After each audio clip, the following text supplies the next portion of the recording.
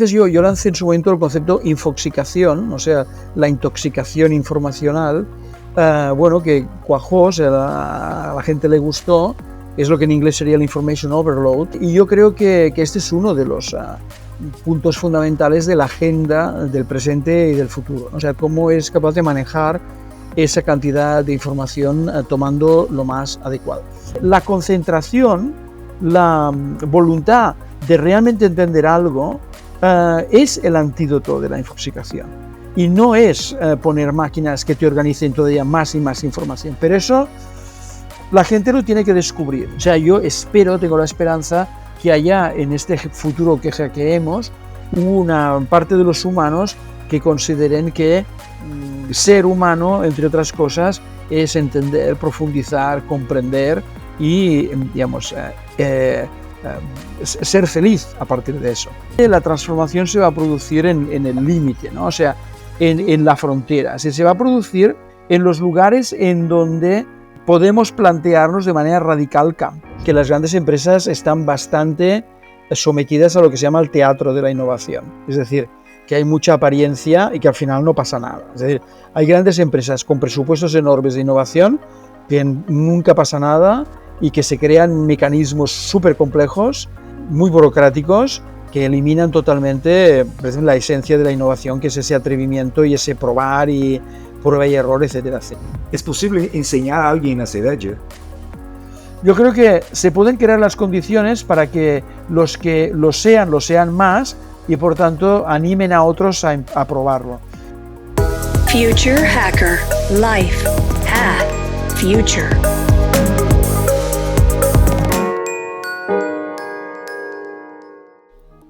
Me despojo de lo aprendido, luego existo. Con esta poderosa premisa, nuestro invitado de hoy ha dedicado su vida a simplificar lo complejo y a usar el futuro como una herramienta para transformar el presente.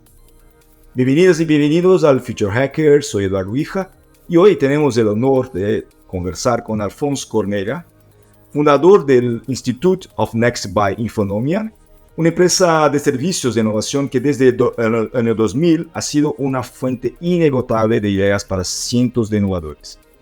Alfonso también es cofundador de Edgers, una consultoría especializada en ayudar organizaciones y profesionales a gestionar la enorme incertidumbre del presente. A lo largo de su carrera ha publicado más de 40 libros sobre negocios, tecnología e innovación, y ha trabajado como consultor para algunas de las empresas más importantes de España y del mundo. Además, comparte sus ideas y experiencias cada año a miles de personas a través de conferencias y seminarios sobre innovación y transformación empresarial. En este episodio descubriremos cómo Alfonso convierte ideas complejas en modelos más simples y efectivos, y cómo su visión del futuro puede ayudarnos a mejorar nuestras organizaciones hoy. Bueno, prepárate para una conversación que te inspirará seguro a ver la innovación de una forma completamente nueva y, por supuesto, no te olvides de suscribirte a nuestro canal y compartir este episodio. Entonces, vamos a hackear el futuro juntos. Hola, Alfonso, ¿cómo estás? Bienvenido. Muy bien, muy feliz de estar aquí, gracias por invitarme. Muy bien. Bueno, Alfonso, tienes una trayectoria tremenda, ¿no? Entonces, empiezo por ahí.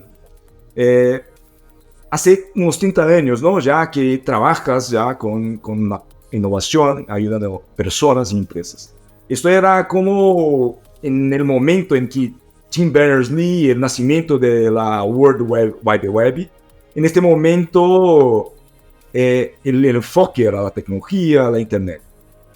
En tu trayectoria, cuéntanos un poco, si puedes compartir un poco, cómo este mundo de innovación, el mundo al final ha cambiado y cómo ha sido tu trayectoria en estos momentos hasta el día de hoy.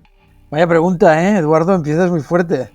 Bueno, a ver, no sé, se me ocurre decirte que una cosa que ha ocurrido y que creo que es más fácil de entender y que yo tenía claro cuando empecé, es que en ese binomio que es las tecnologías de la información, o sea, TI, ¿no? O IT en inglés, TI, durante muchos años el enfoque ha estado en la T, es decir, en cuál es la tecnología, cuáles son los instrumentos, Y yo creo que, y ya decíamos en su momento unos cuantos, y creo que se ha demostrado, que al final lo importante es la I de ese dipolo, de la TI, ¿no? Y que la tecnología es fundamental, o sea, sino que se lo digan al fundador de NVIDIA, ¿no? O sea, como efectivamente tener la tecnología adecuada en cada momento es fundamental, no se puede hacer nada sin la tecnología, pero sin el manejo de la información y sin saber qué haces con ella y sin saber cómo tener mejor información que tu competidor, entender muy bien los mercados, etcétera, toda esa tecnología te sirve de muy poco. Entonces yo diría que, de manera muy sintética, lo que he visto en estos 30 años es que esto se ha cumplido. Es decir, que la información y la desinformación son lo más importante, que tener la información adecuada para tomar una decisión es lo fundamental y que la tecnología está allí para facilitar ese proceso, para agilizarlo, para acelerarlo, pero que al final el gran tema es qué información tengo y cómo la utilizo, ¿no? Y si quieres hablar de información en términos de datos, información, conocimiento, sabiduría, los niveles que quieras, ¿no? Pero yo creo que a lo largo de mi carrera profesional esto se ha cumplido y creo que se va a seguir cumpliendo. O sea que al final, ¿qué conocimiento tienes? De dónde partes y cómo sabes utilizar la tecnología para aplicar ese conocimiento va a ser absolutamente fundamental. Bueno, perfecto. Y bueno, aprovechando también ahí de tu experiencia y tus ideas, ¿no? Hace tiempo ya también que has hablado y has creado, no sé, el concepto de infotoxicación, o sea, la gente con mucha información, contenidos de todos los tipos, y la gente no sabiendo cómo manejar esta enorme cantidad de contenido. ¿Cómo lo ves eso? Esto es algo, me parece, no sé, me parece que todavía sigue muy actual, ¿no? O sea, algo que has hablado ya hace, bueno, bastante tiempo ya, ¿no? Hace años ya, y todavía sigue más actual que nunca. ¿Cómo lo ves eso en tu visión ahí ahora, al día de hoy? Sí, como dices, yo lancé en su momento el concepto infoxicación, o sea, la intoxicación informacional, bueno, que cuajó, o sea, a la gente le gustó, es lo que en inglés sería el information overload, ¿no? Y yo creo que este es uno de los puntos fundamentales de la agenda del presente y del futuro, ¿no? O sea, cómo es capaz de manejar esa cantidad de información tomando lo más adecuado. Pero yo pienso que la revolución de la inteligencia artificial, si en algo nos va a ayudar específicamente es en esto. O sea, por ejemplo, estos últimos días he estado viendo distintos ejemplos aplicados al mundo sanitario, ¿no?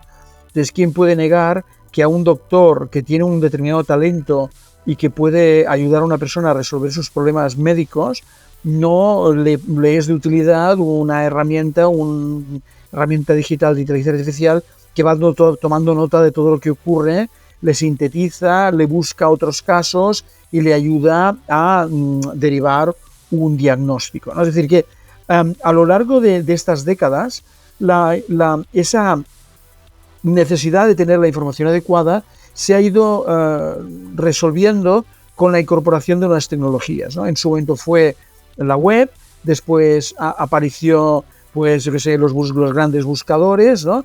Que son una cosa extraordinaria, que los jóvenes no entienden lo que es una vida sin un buscador o sin un mapa para encontrar las direcciones en una ciudad.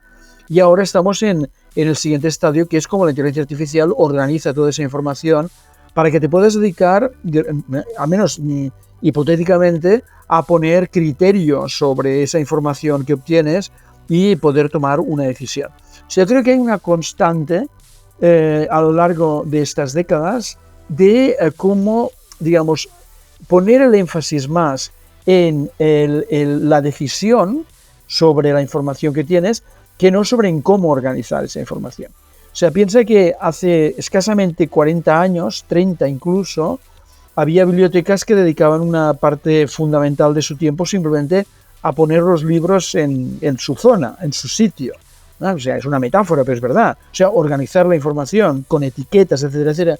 Hoy esto es absurdo, ¿no? O sea, porque al final cada información que aparece está digitalizada y ya se hace el análisis de cada letra, de dónde está cada palabra, delante de cuál, y por tanto ese proceso complejo, laborioso de organización de la información ha quedado totalmente subsumido en una tarea de una máquina, ¿no? Entonces, esto va a seguir siendo así hasta el punto de que, como te digo, o la información estará organizada de partida, se sabrá con qué está relacionado, y estará toda la información en todas las lenguas accesible y, por tanto, se te presentará delante de una forma muy organizada, seguramente muy visual, ¿no? Con los conceptos linkados de manera muy visual para que tú puedas utilizarlo. Sí, tienes el entrenamiento adecuado para poderlo utilizar. Porque la infoxicación, la única forma de resolverlo desde el punto de vista humano es con un entrenamiento, con una alfabetización, o sea, saber utilizar la información y saber utilizar las tecnologías que resuelven esa información. O sea, yo creo que si tú escribes, digamos, una simple ecuación que es la información dividido por el tiempo, resulta que a lo largo de los años lo que hemos hecho es aumentar la cantidad de información que recibes por unidad de tiempo y al mismo tiempo reducir el tiempo que puedes dedicar a cada información. Es decir, la información dividido por tiempo tiende a infinito. La información dividida por tiempo tiende, desde el punto de vista del tiempo, a cero. Es decir, que tenemos cada vez menos tiempo para dedicar a una cantidad mayor de información. Eso quiere decir que necesitamos mejor tecnología para buscar la información y procesarla y tenemos que estar como humanos más entrenados en utilizar esa información. Por tanto, tienes aquí algo que está totalmente ligado a lo que estamos hablando, que es una revolución en la educación, en donde el objetivo es entrenar a los humanos a saber utilizar mejor la información que hay disponible para, digamos, para aplicarla, tomar decisiones, generar nuevo conocimiento y resolver los problemas que tiene la humanidad. O sea, la verdad es que la información, hablando todavía de este tema de infoxicación, todavía seguimos teniendo más contenido. Lo que pasa es que ahora quizás tenemos herramientas o mecanismos como la inteligencia artificial que nos pueda ayudar. Pero una curiosidad, ¿crees que en este momento esto, por ejemplo, inteligencia artificial, genera más o menos infoxicación? ¿Podría ser una medicina o es algo que todavía estamos en una transición? Porque a veces me veo, ¿no?, con el contenido y la IA, y esto la verdad es que me genera a veces más, algunas veces no, ansiedad, ¿no?, para saber más cosas. ¿Cómo lo ves este equilibrio de balance? Bueno, creo que equilibrio no lo hay, o sea, hay un desequilibrio. Yo soy ya viejo, o sea, lo confieso, y hay determinadas cosas que no las entiendo y que, por ejemplo, no entiendo que haya jóvenes que no hayan experimentado el placer de entender algo de verdad. Es decir, de ponerse en profundidad, a aprender algo, a estudiar algo y experimentar esa sensación del cerebro cuando entiende algo de verdad, no aparentemente. ¿Qué quiero decir con esto? Que las herramientas son las que son y organizarán mejor la información, etcétera, pero el gran tema, desde mi punto de vista, es la calidad de la vida de los humanos que no puedan disfrutar de entender las cosas porque creen que ya lo tienen sintetizado. Por medio de la tecnología, hace unas semanas vi un vídeo de una chica, creo que era en TikTok, en el que esta chica se quejaba de unos 20 y pico años de la cantidad de libros que habían tenido que leer en la escuela cuando en ChatGPT había los resúmenes de todos los libros. O sea, decía literalmente, ¿por qué me han hecho perder el tiempo leyendo estos libros cuando está aquí todo resumido? Claro, esta chica no había entendido lo fundamental, que es que si lees libros es básicamente para modelar la plasticidad de tu cerebro. O sea, para, digamos, hacer que tu cerebro pueda comprender las cosas. Y que ese es un entrenamiento. La lectura es, por un lado, un entrenamiento, pero por otro lado resulta que puede ser un placer enorme, de los mayores que puede tener un humano, por simplemente el hecho de profundizar en algo. O sea, me hace mucha gracia que haya todo este movimiento del mindfulness, ¿no?, y de toda esta espiritualidad, cuando tienes algo mucho más simple, que es ponerte a leer un libro en un sofá tranquilamente, con una luz, sin que te encuentres el tiempo, ¿no? Es decir, que la concentración, la voluntad de realmente entender algo, es el antídoto de la infoxicación. Y no es poner máquinas que te organicen todavía más y más información. Pero eso la gente lo tiene que descubrir. Y yo pienso que ocurrirá porque es que un mundo de exceso de información organizada, donde tengas la síntesis de todo y donde no tengas que dedicar ni un minuto a entender nada, es un mundo en donde los humanos no tienen lugar. O sea, no tiene ningún sentido para un humano estar en un mundo en donde quieres un resumen, lo tienes, y no tienes que pensar, no tienes que lucubrar nada. O sea, un mundo de este tipo es un mundo donde el cerebro humano no tiene lugar, y a mí personalmente no me interesa. O sea, que yo creo que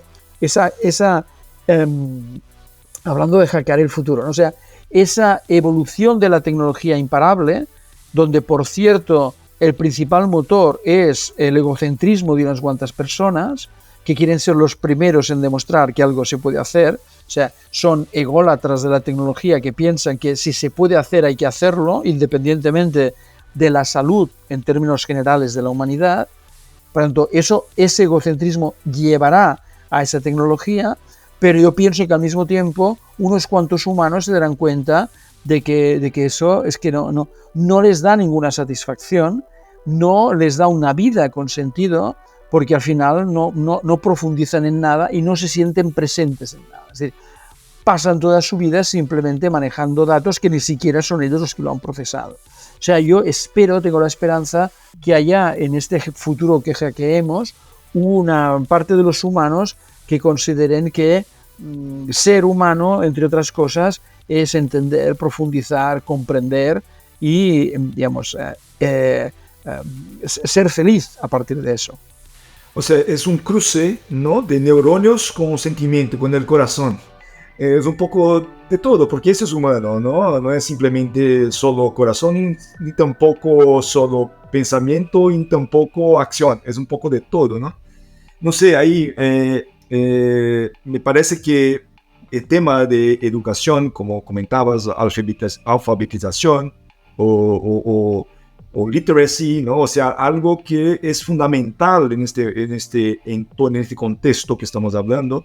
Y cómo esto, por ejemplo, hablando un poco ahí de ayudar a pensamientos innovadores, ¿cómo esto se aplica a la innovación? O sea, este tipo de movimiento de entender, el profundizar el aporte humano en la innovación, ¿cómo está este tema cuando hablamos de tantas cosas y tecnologías que están ayudando a generar o apoyar ideas? ¿Cómo va eso? No hay una respuesta fácil porque estamos en medio de esa revolución y es perfectamente imaginable que en pocos años tengas máquinas creativas que ideen conceptos, incluso en la ciencia, que los humanos hemos sido capaces de determinar. O sea, incluso hay artículos muy interesantes recientes donde hablan de softwares, ¿no?, de inteligencia artificial que son capaces de resolver o demostrar teoremas matemáticos de una forma muy distinta a como lo hace la mente humana. Es decir, que a lo mejor resulta que los algoritmos acaban siendo más buenos creando ciencia pura que la propia mente humana, ¿no? Entonces, yo creo que el futuro está en una mezcla, es decir, que cada uno haga lo que mejor sabe hacer. Es decir, ¿qué sabe hacer un humano que es muy difícil de replicar con una máquina? ¿Y qué sabe hacer una máquina que un humano no puede hacer? Por ejemplo, un humano no puede hacer un número hexamillones de operaciones por segundo, ¿no? O sea, no puede hacer un zetaflops y una máquina pues lo puede hacer, es decir algo, ¿no? Y sin embargo, pues la imaginación, la curiosidad, la empatía entre los humanos es algo muy difícil de replicar en una máquina, al menos por ahora. Creo que la combinación, o sea, me gusta mucho el término de inteligencia aumentada, ¿no? O sea, no tanto de inteligencia humana o inteligencia artificial, sino la clave es cómo un médico es mejor médico porque tiene una inteligencia artificial, un profesor es mejor profesor, un artista es mejor artista, ¿no? Pero tenemos esta dialéctica totalmente sesgada hacia el lado de la máquina por el miedo, ¿no? O sea, evidentemente es lógico que tengamos miedo a ser sustituidos por una máquina. No sé si ocurrirá o no, yo creo que está ocurriendo ya en muchos casos. Cuando ves una línea de metro en donde no hay ni un humano, ¿no?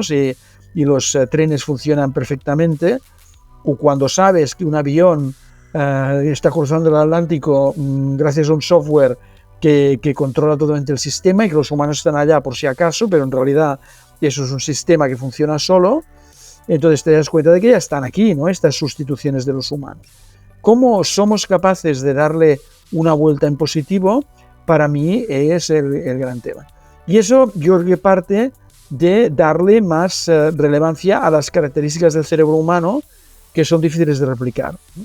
Por ejemplo, nosotros sabemos generar preguntas.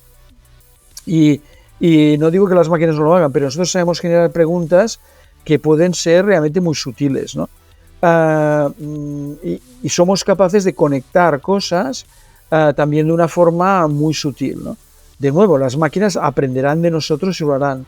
¿Cómo conseguimos esa combinación de nuestras capacidades con las máquinas? Es el gran reto de aquí final de siglo. Yo creo que de aquí al 2030 padeceremos, es decir, tendremos realmente una tensión enorme entre humanos y máquinas. Creo que lo que ahora estamos viendo en muchos lugares, esa tensión con la inmigración, ¿no? Que es un fenómeno, digamos, social, transversal, muy manipulable políticamente.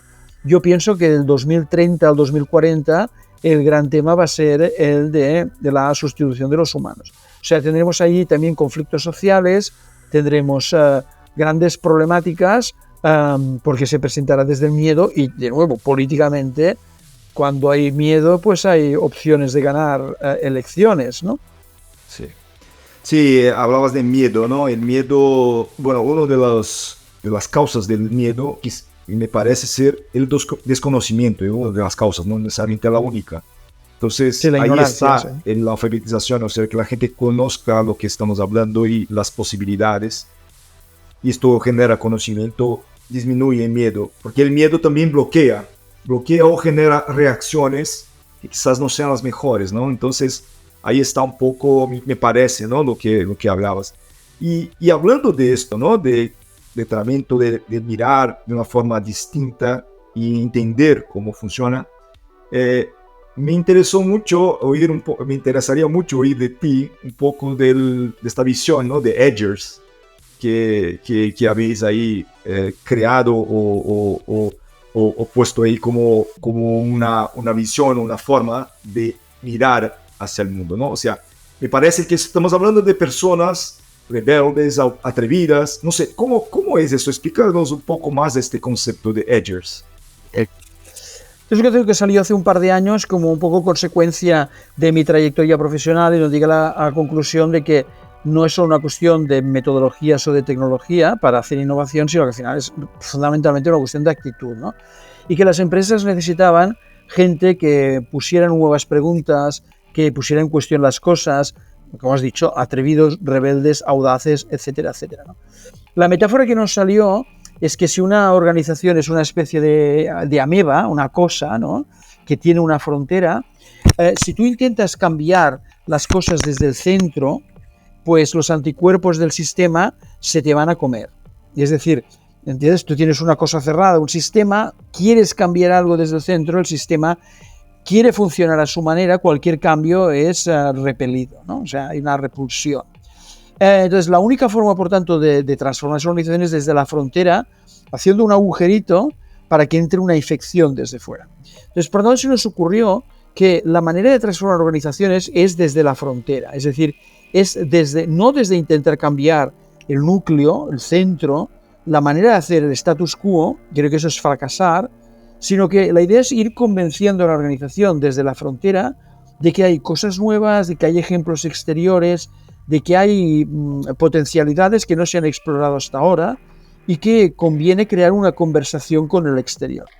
Tanto para nosotros el Edger es ese profesional que no se conforma con la situación actual y que está dispuesto a poner energía para contaminar a su organización con ejemplos, tecnologías, experiencias, personas que vengan de fuera. O sea, alguien que está literalmente en la frontera, digamos, manejando esa relación, esa infección hacia adentro y hacia afuera de la organización. Y creemos que es una función absolutamente fundamental. De hecho, desde que lanzamos el concepto, han salido algunos libros al mercado al respecto con el término Edge.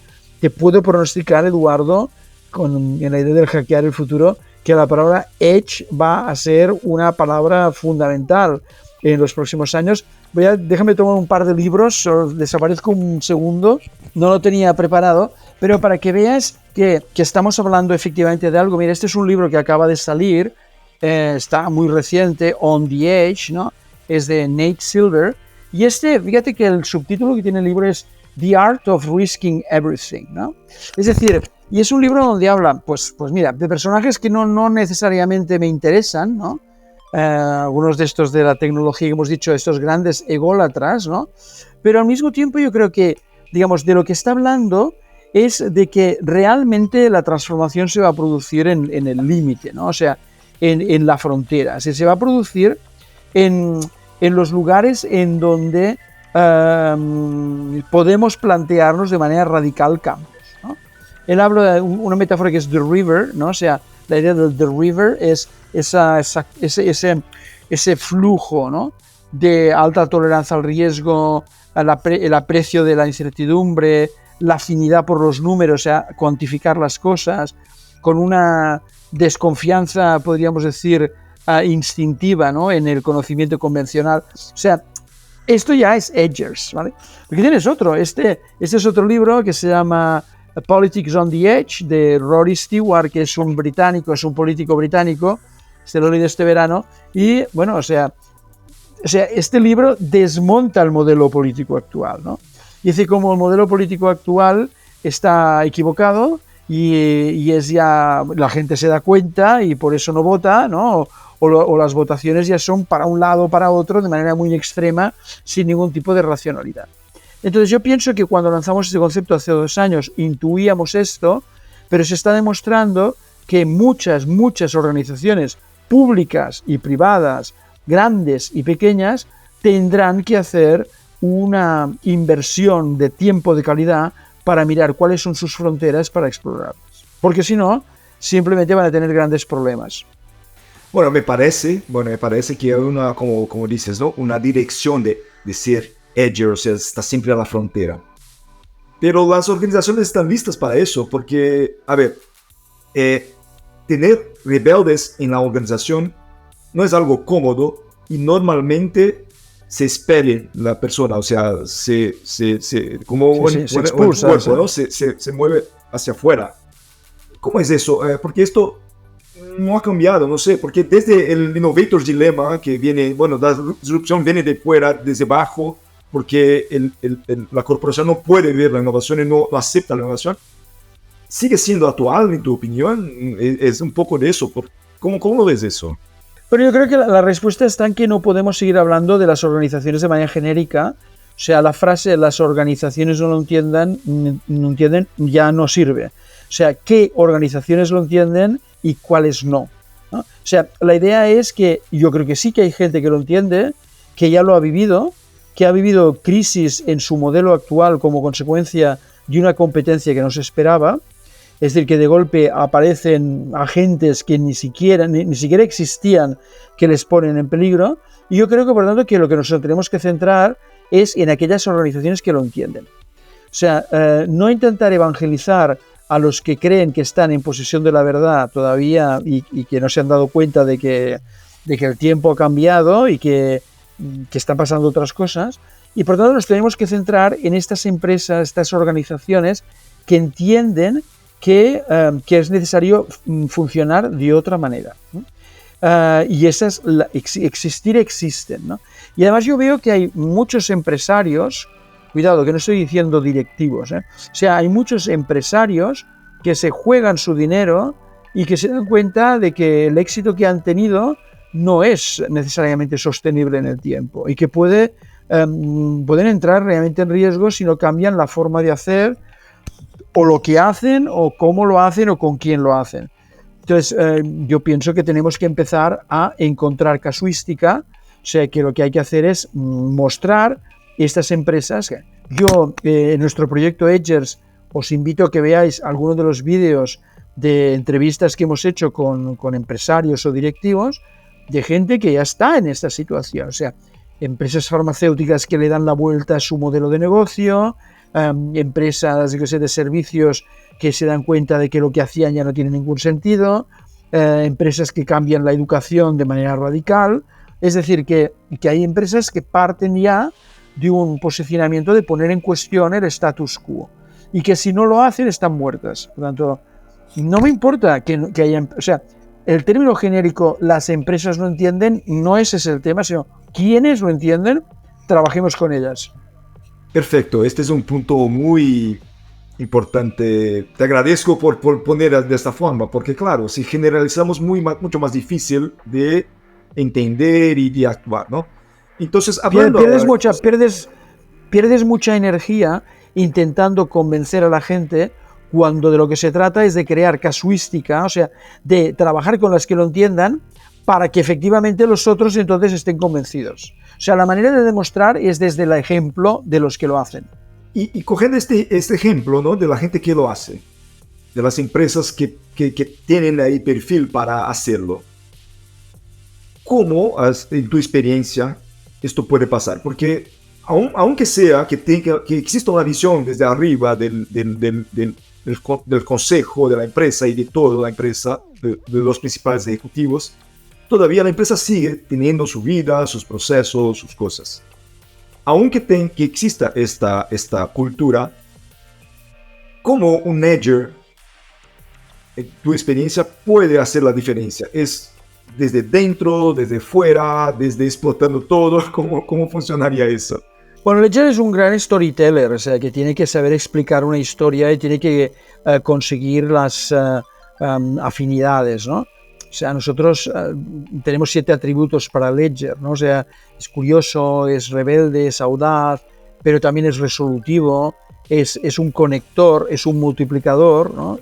Es decir, que tiene una serie de capacidades que tienen que ver con no hacerlo él, sino convencer, estimular a que ocurran cosas en su organización. Por lo tanto, Ledger, antes de nada, es un gran storyteller, ¿no? O sea, es un gran explicador de una historia, es un gran motivador, y en ese sentido yo creo que se pone sobre todo en una oportunidad. O sea, hay que localizar una oportunidad, algo que ha ocurrido en el mercado, un competidor que ha hecho algo y que demuestre un sentido de urgencia en la organización. O sea, que la organización vea que no puede seguir igual porque algo está ocurriendo y se presenta un hecho y dice, oye, yo me levanto la mano, yo me ofrezco para explorar esta oportunidad. Yo durante muchos años, que he trabajado en innovación, como bien has dicho, estoy convencido y sigue estando de que las empresas que mejor innovan son aquellas que tienen que exportar. Es decir, la exportación es un gran motor de innovación, porque si tú quieres exportar, de golpe, con las empresas con las que competías, o sea, el panorama se multiplica por 20 o por 40. O sea, de golpe tienes que competir con otras empresas. Entonces, no vas a poder competir, a no ser que lo hagas solo por precio, si no innovas. Entonces, yo creo, por tanto, que hay una serie de circunstancias que facilitan la innovación. Yo, las empresas más innovadoras en mi territorio, ¿no? En Cataluña, que es donde estoy aquí en España, las empresas más innovadoras son las que exportan. O sea, no tengo ninguna duda, o sea, porque es que no pueden hacerlo, sino. Entonces, entienden de lo que hablamos, hay equipos, están más predispuestos, porque se dan cuenta de que si no, la empresa polaca, la empresa turca, la empresa coreana, pues les va a pasar por encima. Entonces, cuanto más te abres, lo que decía antes de la frontera, cuando más abres la frontera de la organización al exterior, cuanto más consciente eres de que están pasando cosas fuera, más sentido es de que haya Ledger. Hoy esto puede parecer una tontería, pero estoy también convencido que uno de los grandes retos de los próximos 10 años es cultivar estos Ledgers que estarán súper buscados. O sea, hoy estamos buscando al talento, que las personas que saben algo, las personas que tienen un conocimiento concreto. Yo estoy convencido que también vamos a buscar mucho a esos multiplicadores, a esos conectores. Son esas personas que tienen capacidades empáticas como para conectar con otros, con otras organizaciones, con otro talento, para hacer de tu organización alguien más competitivo a nivel internacional. Entonces, el Ledger para mí es una figura en crecimiento. Para el Ledger, ser Ledger puede ser cómodo, pero para las personas alrededor nunca será cómodo, ¿no? Es así, es así. Bueno, depende, porque también puede haber gente a tu alrededor que necesita que alguien tome la bandera, ¿no? O sea, que alguien se ponga un poco al frente, ¿no? Yo creo que cada uno tiene su situación. O sea, nosotros, por ejemplo, no hablamos de que no hay un edger que tenga esos 7 atributos. Muy difícil ser al mismo tiempo un gran resolutivo y un gran curioso. O sea, es muy difícil. Son casi como atributos muy distantes. Lo que nosotros hablamos es de equipos edger. Es decir, de que tengas en la organización equipos muy bien, digamos, coordinados, de gente muy audaz, pero al mismo tiempo gente muy doer, ¿no? De gente muy conectora, pero al mismo tiempo gente muy rebelde. Es decir, que al final es como tienes un equipo muy equilibrado con estos 7 atributos, de tal manera que se hacen las cosas porque alguien se atreve a proponerlo, otro se atreve a buscar los recursos, otro tiene la tecnología para poderlo llevar a la práctica y al final alguien hace que todo funcione porque es muy resolutivo. Y consideras todos estos edgers, todos, incluso todos con perfiles y formas de trabajar distintas, como comentabas, ¿no? Alguien más doer, alguien más visionario, pero estos todos son edgers o hay gente que apoya, soporta edgers. ¿Cómo es eso? Yo creo que todos son edgers en el sentido de que se atreven siempre a cambiar la forma en que hacen las cosas. O sea, si tú eres alguien de status quo que, vamos, sabes hacer algo y nunca lo vas a cambiar, eso es no edger, ¿eh? Pero si tú eres alguien que está en finanzas, está en marketing, está en producción y entiendes que hay cosas nuevas y que hay que introducir cambios, eres un edger. O sea, eres un edger cuando estás en la frontera de tu conocimiento. Es la frase que has dicho al principio, que es el desaprendo, luego existo, ¿no? Es decir, si tú estás convencido de que por mucho que sepas, no tiene por qué ser útil lo que sabes en el momento actual, entonces eres un edger. Y yo pienso que necesitamos millones de personas así en la empresa, en la educación, en la política, en todas partes, gente que se dé cuenta que ya no funciona lo que funcionaba y que necesitamos proponer, explorar, probar. Tenemos que crear espacios de experimentación tranquilos, sin grandes estridencias, en donde podamos probar nuevos modelos. Porque es que si no nos vamos a hundir, porque el modelo actual ya no funciona.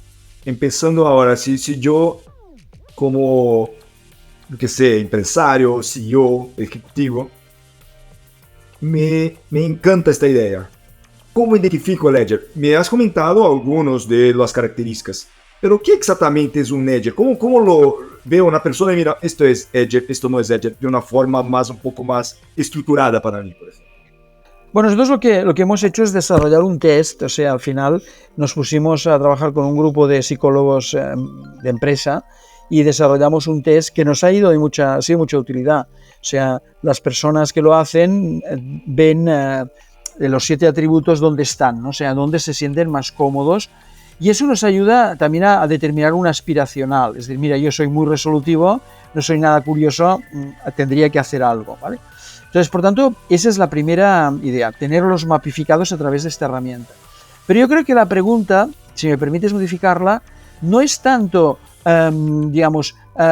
si tengo edgers, sino los que tengo, cómo los aprovecho, porque los vas a tener seguro. O sea, edgers los tienes seguro. Otra cosa es que se escondan debajo de las piedras, que no se quieran mostrar. Pero gente inquieta, o sea, por un tema puramente de distribución normal de la población, es decir, hay gente más inquieta, tienes gente rebelde seguro. Entonces, la pregunta es, ¿cómo lo haces para darles un poco de espacio a estos edgers para que puedan proponer cosas distintas y las puedan probar? Es decir, edgers los tienes, te lo puedo asegurar, ¿eh? Más o menos, pero los tendrás. Por lo tanto, la respuesta es, ¿cómo lanzo un programa en donde los edgers puedan proponer alternativas de una manera tranquila, sin grandes rupturas, y que podamos hacer esas pruebas? Por lo tanto, tienes que crear un espacio-tiempo en la organización donde se puedan presentar, proponer y prototipar conceptos nuevos. Entonces, necesitas ese sandbox, ¿no? Ese espacio de experimentación en donde puedas probar cosas nuevas. Un espacio seguro para hacer esto, para probar, cometer errores y rehacer lo que sea, ¿no? Sí. Y a veces hay que generar nuevos instrumentos. Por ejemplo, ¿cuántas empresas permiten una excedencia de un trabajador si quiere emprender? O sea, esto que te estoy diciendo en algunos lugares del mundo es una aberración. Es decir, mira, oye, tengo una idea, quiero ser emprendedor, pero claro, es muy arriesgado, me gustaría que me readmitieras si dentro de 2 años no he tenido éxito. Esto, por ejemplo, pues hay muchas empresas que no lo tienen. Y a lo mejor resulta que es un mecanismo relativamente fácil de hacer en donde la empresa podría probar con seguridad nuevas cosas con alguien que se decide él mismo a ser un emprendedor. Que no estoy diciendo que todo HR tenga que ser un emprendedor, porque hay personas que no lo pueden ser porque no tienen ese nivel de riesgo. O sea, tú puedes ser HR dentro de tu organización simplemente proponiendo cosas nuevas y haciéndolas. Pero incluso en el extremo que te decía, necesitamos nuevas herramientas.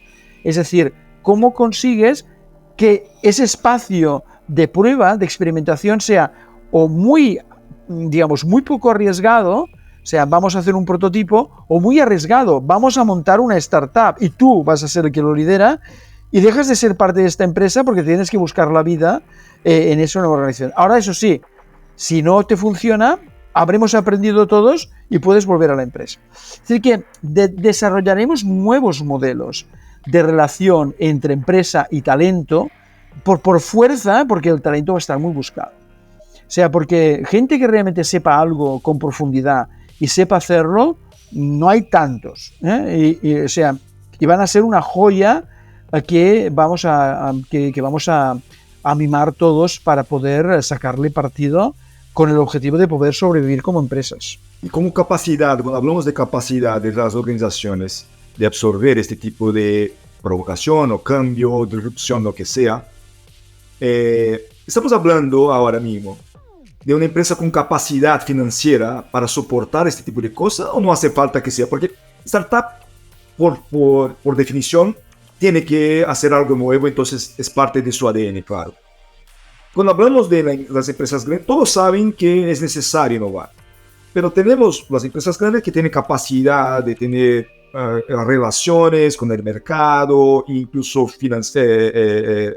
aportes financieros importantes, pero claro, tenemos empresas que no están en ese momento, en un momento de competición muy fuerte, un momento de competencia y de que sea. ¿Cómo es eso? ¿Es algo más enfocado en empresas grandes o empresas pequeñas o empresas medianas también pueden hacerlo? Porque es algo para manejar bastante complicado, me parece, ¿no? ¿O no es así?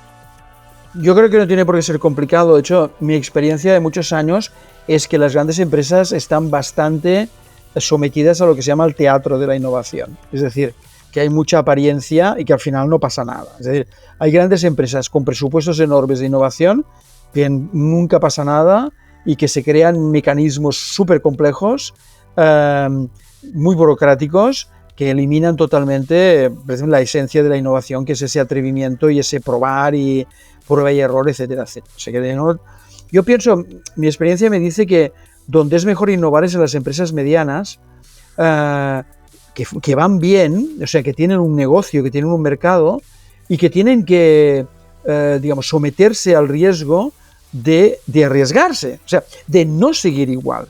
Porque si siguen igual, lo que están poniendo es un hándicap en su subsistencia futura. O sea, yo pienso que no se necesitan grandes presupuestos para hacer esto, sobre todo se necesita voluntad, se necesita querer hacerlo y ponerse. Entonces, el problema es que los directivos en muchas ocasiones siguen pensando que su función es controlar la organización en lugar de pensar hacia dónde tiene que ir la organización. Entonces no tenemos unos niveles ejecutivos en donde haya ejecutivos del día a día, medios, yo diría, o sea, que tienen una instrucción de command and control, o sea, vamos a controlar y hacer que la máquina funcione, pero es que por encima tendría que haber el comité ejecutivo que no debe estar haciendo esto, o sea, que lo que tiene que estar haciendo es pensar hacia dónde vamos. Lamentablemente hay muchos comités ejecutivos que están en el día a día, ¿no? Y que van haciendo la función que debería hacer otra capa, digamos, entre comillas, inferior en términos de ranking. Pero entonces tienes esa paradoja de que la gente que dirige una organización la está dirigiendo en el presente y no está dedicando su tiempo a, digamos, idear hacia dónde tiene que ir la organización. Cuidado, que puede ser más fácil, ¿eh? O sea, quizás es más fácil estar en una posición de yo ya sé lo que hay que hacer y lo cumplo, digamos, cada día y voy dando instrucciones. Y es más difícil saber hacia dónde hay que ir. Claro que es más difícil, Pero es que estás poniendo en hándicap tu organización. Si además unes a esta ecuación que te estoy dibujando, el que ese equipo directivo está en los 50, ¿no? O incluso peor, en los 55, o sea, no va a hacer nada para cambiar la manera de hacer, porque está pensando que puede haber un momento de jubilación y no quieren equivocarse en esos años que le puedan quedar. Tanto tenemos un problema realmente de recursos humanos, de organización, de que las empresas entiendan que estos de aquí tienen que ejecutar, estos de aquí tienen que pensar, pero esto no tiene que estar así, sino que tiene que estar así.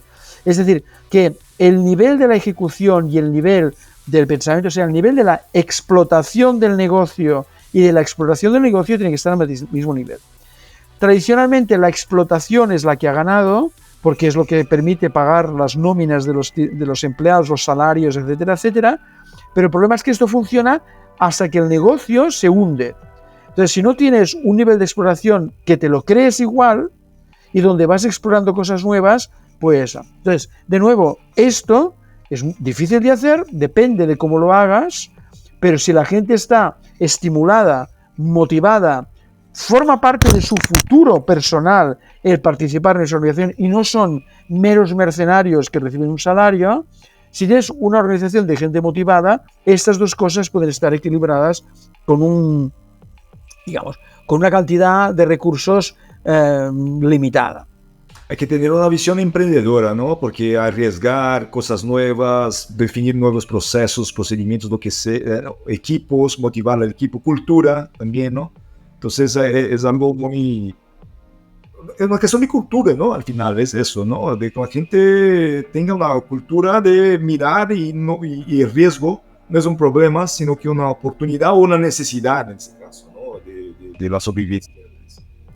Es que tenemos unos vicios enormes. O sea, yo creo que no he conocido ninguna empresa que no me haya confesado que la ley de Pareto se le aplica de manera directa. O sea, que el 20% de la gente hace el 80% del trabajo. O sea, yo creo que no he conocido una empresa que no. Lo que pasa es que hay unas leyes laborales que hay que respetar, hay una serie de circunstancias pues que hacen que muchas veces sobre gente. O sea, que hay gente que hace trabajo pero que no está ayudando a que esa empresa sea viable en el futuro.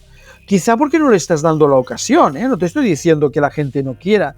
Yo creo que hay un excesivo enfoque en la organización máquina, personas que ponen tiempo para que pasen cosas, cuando esto va a ser sustituido por unas máquinas de verdad, y la función de los humanos será ese constante reto, ese constante poner en cuestión, probar cosas nuevas. O sea, digamos, la función, o sea, yo creo, me voy a equivocar seguro, pero como me has pedido que hable de hackear el futuro, yo pienso que las organizaciones sean cada vez con una densidad menor de gente, es decir, menos personas, pero con las máquinas que les permiten hacer cosas que antes necesitábamos 20 veces más de personas. Entonces, y por tanto, la tarea será cómo consigo tener unos equipos muy motivados, en que la empresa es parte de ellos y tiene una participación en el resultado de esa empresa, con el objetivo de realmente estar al día, estar apretando y estar siendo competitivos. Entonces, organizaciones con una gran masa de salario que funcionan desde mecanismos convencionales tienen los días contados porque no van a ser competitivas. Y lo ves ahora, que hay empresas que tienen 10 empleados y facturan como si tuvieran, qué sé, 100.000 empleados. Esto es posible hoy con la tecnología y será cada vez más posible y podrán en hándicap a empresas convencionales. ¿Es posible enseñar a alguien a ser Agile? Yo creo que se pueden crear las condiciones para que los que lo sean más y por tanto animen a otros a probarlo. Creo que esto es la mitad nature, la mitad nurture, ¿no? O sea, 50%, 50%. O sea, hay gente que ya es, digamos, rebelde de por sí, o sea, ya es gente que nace así, ¿no? Pero también hay gente que no lo es más porque lo ve muy arriesgado y porque las empresas en las que están pues cortan las manos de las que las levantan.